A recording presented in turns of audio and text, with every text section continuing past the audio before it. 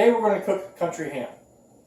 We're going to use an old-fashioned simmering method. Now I've tried it in the oven and all these different tricks like putting it in Dr. Pepper, but this method produces a sweet, tender ham and it's really hard to beat. Another plus is it's very consistent. Now here's a country ham. It's a whole country ham, and this is that salt-cured ham. So an important step is that 2 days ago I started soaking this in a cooler of water, and I change the water every 12 hours. So to get to this point, it's taken 2 days and 4 water changes. Now that's going to do a lot to remove the salt content from the ham. You're going to need a large pot. This is a 7-gallon pot. They're hard to find. You probably have to get them online. But if we're going to do a whole country ham, you're going to need a big pot. I caution against trying to cut the ham in half and trying to do half a ham, because you're basically going to be simmering the ham 25 minutes per pound. So this is a 15-pound ham, so that means I'll be about 6 hours, 15 minutes of simmering time. Now, that's a long time, but it will produce a tenderness that you won't get like simmering for 3 hours, half that ham. So by doing the whole ham at once, we're going to get a much more tender result. Now, the good thing about country ham is that after you cook it, if you can't eat it all right then and there, you can freezer pack it and it'll stay good for most of the year. Just take it out when you need it. Okay, so we filled up our pot about this high in water, and we've added 1 cup of vinegar and maybe a cup and a half of dark brown sugar. Now the vinegar is going to work as a tenderizing agent. So what you want to do is you want to bring the water up to a simmer, not a full boil. It should be flat top, and it should be just little tiny bubbles coming up. You don't want a rolling boil. Now, to put this ham in this water, of course you don't want to try to use your hands, and we don't want to pierce it. So one of the methods I use to get the ham in the pot is I use a towel. I'm going to take this towel,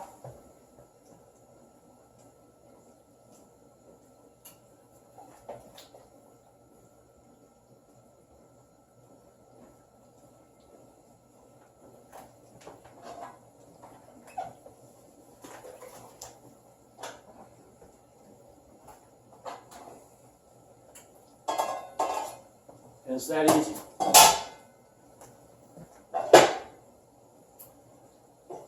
And so there we go.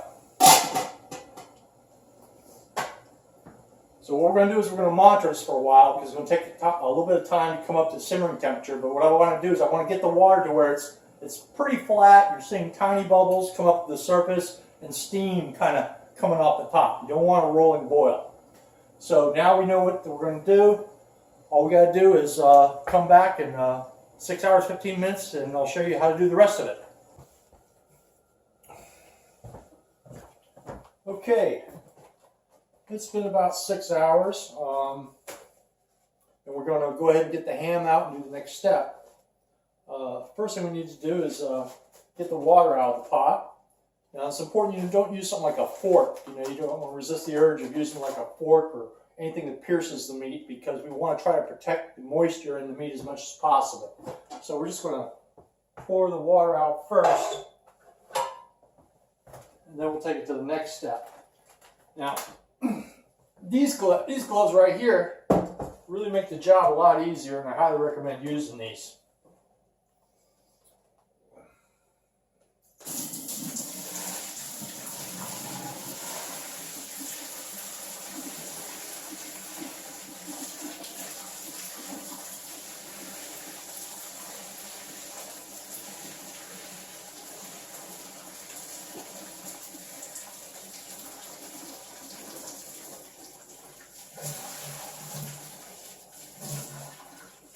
Be patient, it takes a while.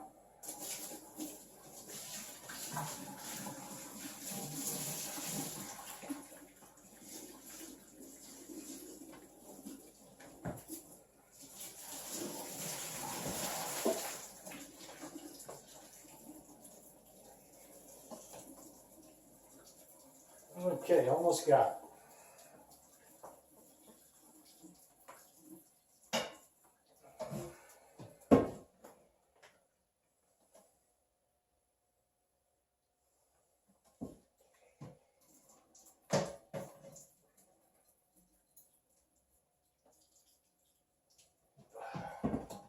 Okay. Then we'll do is we'll transfer this to a cookie sheet that I've already lined with tin foil.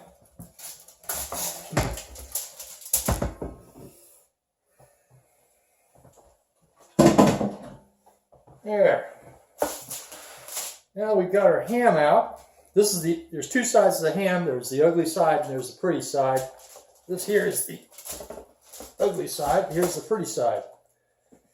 Now we're going to go ahead and remove most of this fat from this side of the ham. Now, you don't want to take off all the ham, all the fat. Just cut it down to where you got like 1/8 of an inch of fat left, you know. It'll cut very easily. It comes off very easily.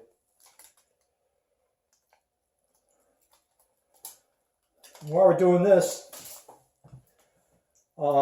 as far as getting a country ham of your own, you know, I'm in Virginia, and we consume quite a few country hams here in Virginia, but if you live in a state like Florida or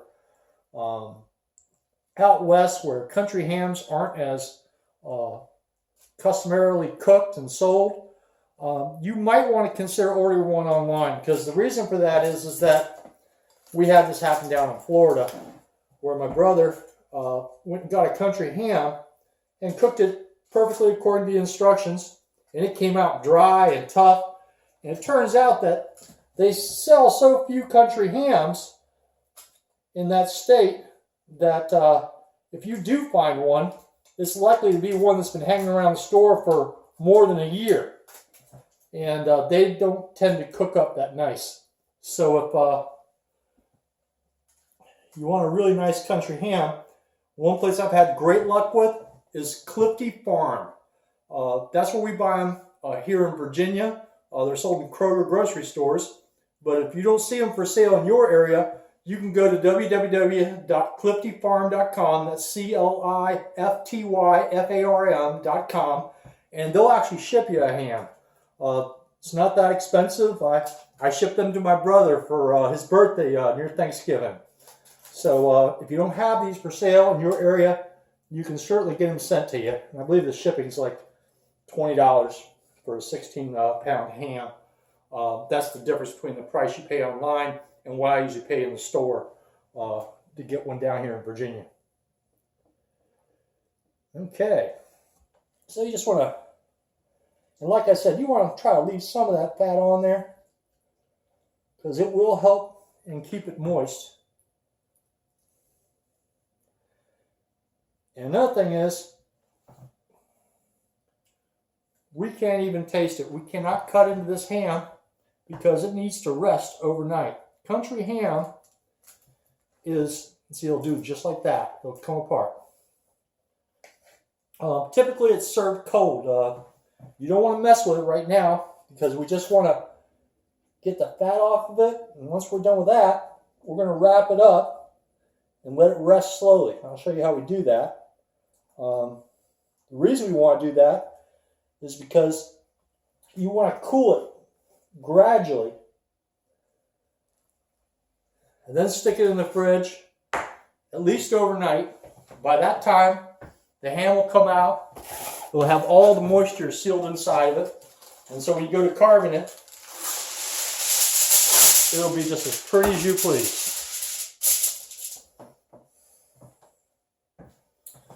Leave my gloves on one more time.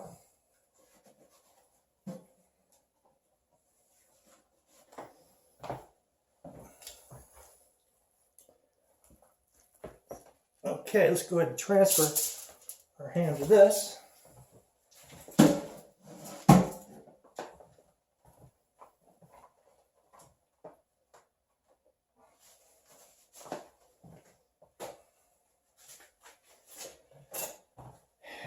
And all I'm going to do here is start wrapping it up in the heavy-duty aluminum foil.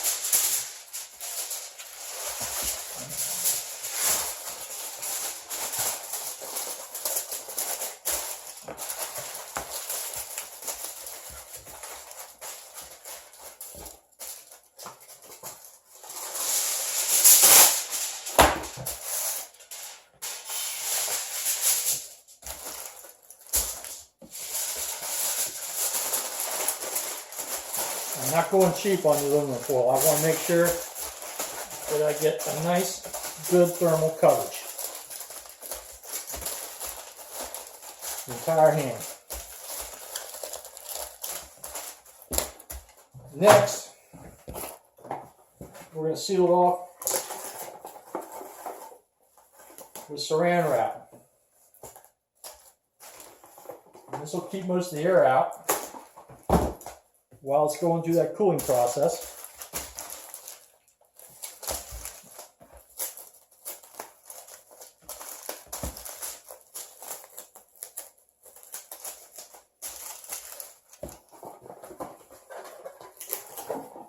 All the way around.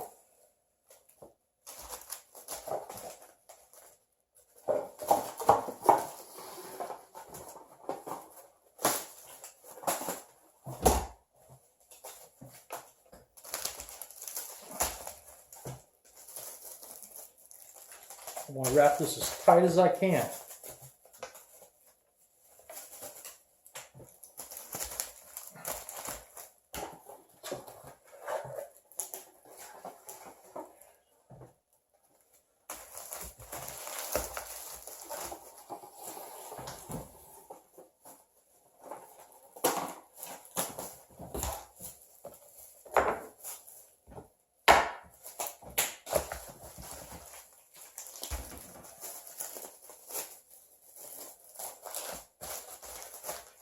Okay, that should do it. Now, all I'm going to do at this point is grab a towel. We're just going to go ahead and tuck it up under there. And we're going to let that rest on the counter probably about 2-3 hours. And then after that, I'm going to transfer that to the refrigerator on a plate. This ham will leach out liquid overnight, so some moisture will escape, not much. But in the morning, you'll be ready to bring it out of the fridge and you can start carving it. Basically, to carve this thing, you've got the hock side, the bone, you've got an L-shaped bone inside this ham. So to slice a country ham, you start right in the center, right in the thickest part. And you cut it all the way around and then wiggle out thin slices. So you're going to cut in the center, work to one side until you can't get any more, then you can come back to the center, work the other side, and that's how you carve the country ham. Well, I hope you give this a try at home. And again, if you don't have these hams in your area, if you go to www.cliftyfarm.com, you can order one and have it shipped to you anywhere in the lower 48. Thanks.